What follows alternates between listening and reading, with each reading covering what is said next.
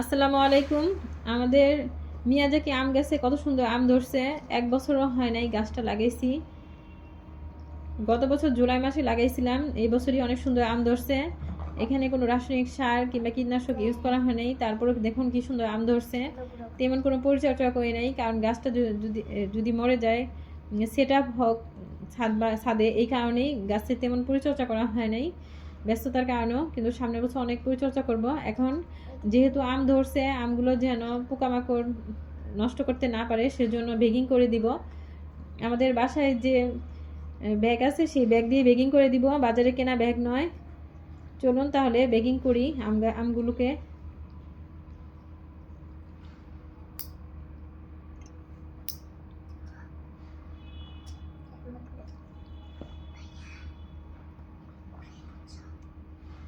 এই ব্যাগগুলো দিয়েই আমরা বেগিং করে দিব।